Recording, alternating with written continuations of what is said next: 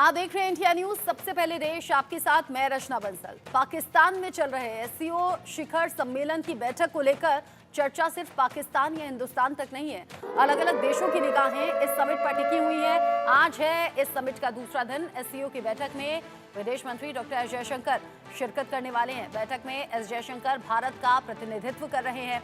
सुबह 10:50 से लेकर दोपहर 1:35 तक एससीओ की इस मीटिंग की जानकारी। दोपहर 1:40 से 2 बजे तक दस्तावेजों पर हस्ताक्षर का वक्त होगा। कल इस्लामाबाद पहुंचे थे विदेश मंत्री डॉक्टर एस जयशंकर। विदेश मंत्री एस जयशंकर का जोरदार स्वागत वहां किया गया। शहबाज शरीफ ने आगे बढ़कर डॉक्टर एस जयशंकर से हाथ भी मिलाया, जिसकी तस्वीरें सामने आई हैं। एससीओ के अलावा पाकिस्तान से द्विपक्षीय वार्ता कोई नहीं होगी, जो जानकारी अभी मिल रही है। 9 साल बाद ऐसा हुआ है जब पाकिस्तान भारत के विदेश मंत्री पहुंचे हैं। 9 साल बाद पाकिस्तान जाने वाले पहले भारतीय विदेश मंत्री हैं डॉक्टर एस जयशंकर। हालांकि पहले खबरें ये सामने आई थी कि पीएम मोदी को इनवाइट किया गया है।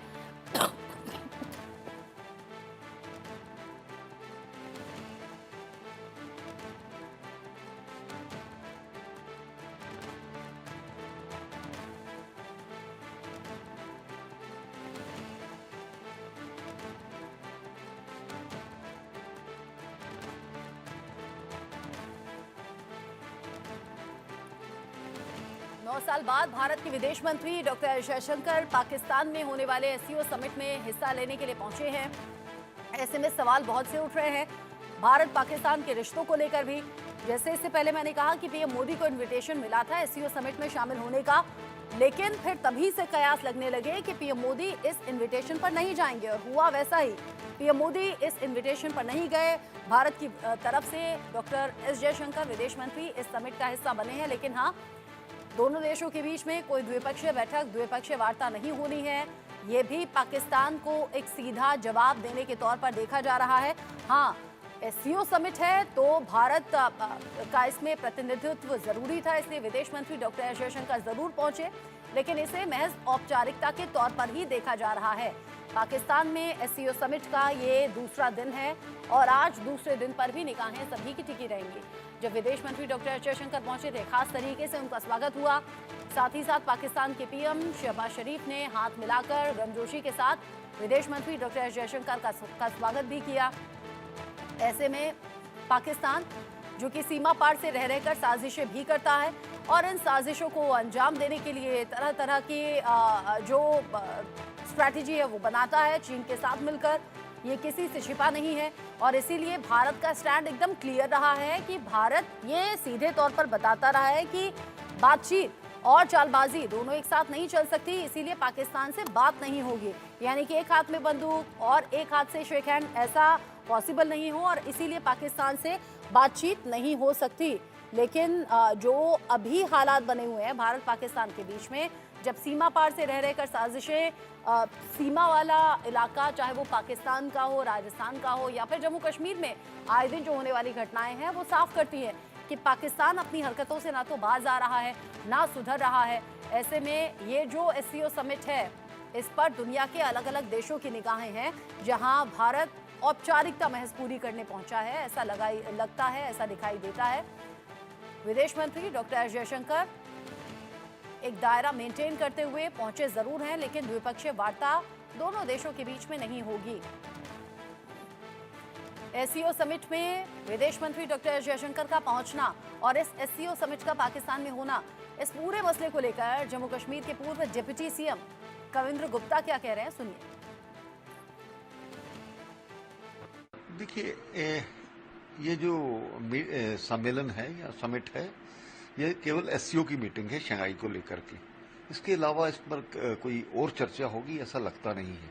इससे पहले भी माननीय विदेश मंत्री अपनी एक वार्ता में इस प्रकार की बात कह चुके हैं।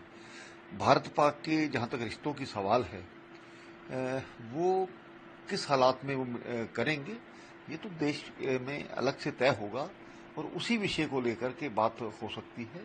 लेकिन भारत पहले ही ये कह चुका है कि पाकिस्तान जब आतंक से परे नहीं होता, क्योंकि हम भी भारत के लोग भी पाकिस्तान को बार बार विश्व स्तर पर जो भी इस प्रकार के सम्मेलन रहते हैं वहां पर उनको खड़ा करते हैं, ये आतंकवाद का समर्थन करता है और वो करता भी आया है।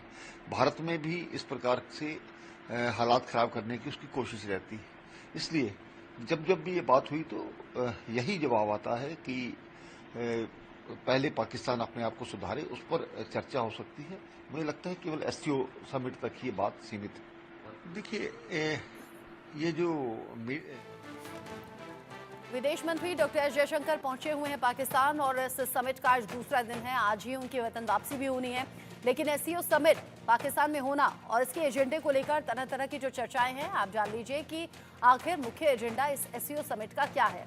इसमें जो असली मसले हैं, जो बड़े मसले हैं जिन पर बात होनी है, उसमें है जलवायु परिवर्तन का एक बड़ा मसला जिस पर बात होगी।